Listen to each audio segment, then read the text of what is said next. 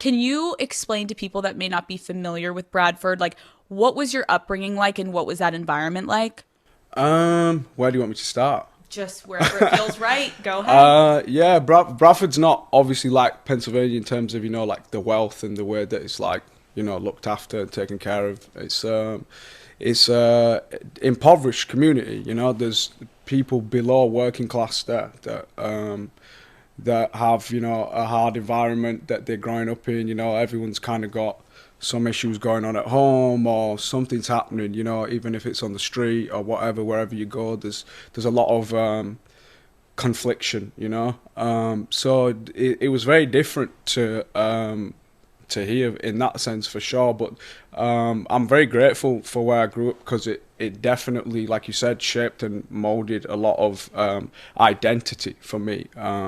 Early on, I was questioned, and like interrogated about my identity because of my environment. Like it's just the way it is. Like you have to have a good understanding of who you are, and I'm really grateful for that. It helped cement my own identity in myself, I think. Talk to me about where you grew up. Like, are you in an apartment? Are you in a condo? Are you in a no, home? I grew up in a terraced house, in a rented property. We never owned our own house. So yeah, it was a small house. There was like 3 bedrooms, kitchen, living room, but the streets are all like every house is like stuck next to the one next to it. You know what I'm saying? There's no space. You have a garden that's like enough for maybe a dog to sit in. So yeah, it's a bit different for sure. Yeah. So you have 3 sisters. Mm-hmm. Okay, and so you are the one boy and 3 I did sisters. have 3 sisters. Yeah. What was it like growing up with all mostly women around you? Like, how do you think that shaped you? I feel like I learned a lot of things like early on.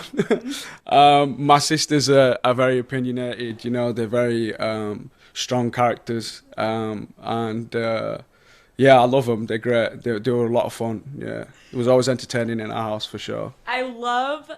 I really love when I meet a guy and you can just tell that he has sisters because you can just tell the way they move around women. You guys learned what a fucking tampon is earlier. I had to go to the store and buy them. Wow. So you were like really supporting that time of the month. Yeah. Terrified. Yeah. But supportive. For sure. Yeah. Okay.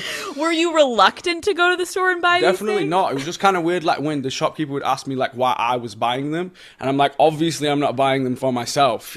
Like, do you have to ask me that? Like, just let me buy this. You wouldn't stick like a couple extra like snacks around it. You're just like tampons. Oh, yeah. We didn't have money for extra snacks. It was just needs to a mean. Yeah. How would you describe your personality as a kid?